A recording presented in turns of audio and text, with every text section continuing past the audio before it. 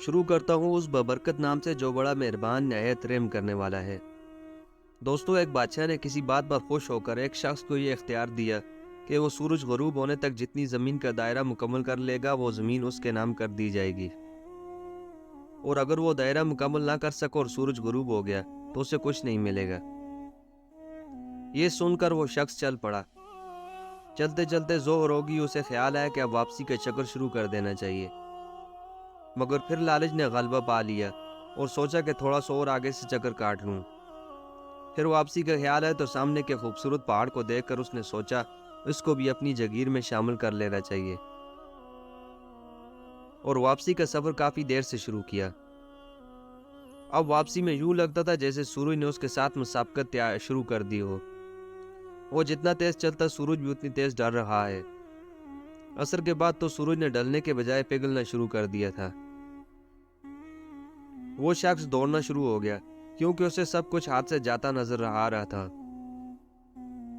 اب وہ اپنی لالچ کو کوس رہا تھا مگر بہت دیر ہو چکی تھی۔ دوڑتے دوڑتے اس کا سینہ درد سے پھٹا جا رہا تھا، مگر وہ تھا کہ بس دوڑے جا رہا تھا۔ آخر کار سورج غروب ہوا تو وہ شخص اس طرح زمین پر گرا کہ اس کا سر اس کے شروع کرنے والے پوائنٹ کو چھو رہا تھا اور پاؤں واپسی کے دائرے کو مکمل کر رہے تھے۔ یوں اس کی لاش نے دائرہ مکمل کر دیا۔ جس جگہ وہ گرا تھا اسی جگہ اس کی قبر بنائی گی، اور قبر پر ایک کتبہ لگایا گیا جس پر لکھا تھا، اس شخص کی ضرورت بس اتنی ساری جگہ تھی جتنی جگہ اس کی قبر کی ہے۔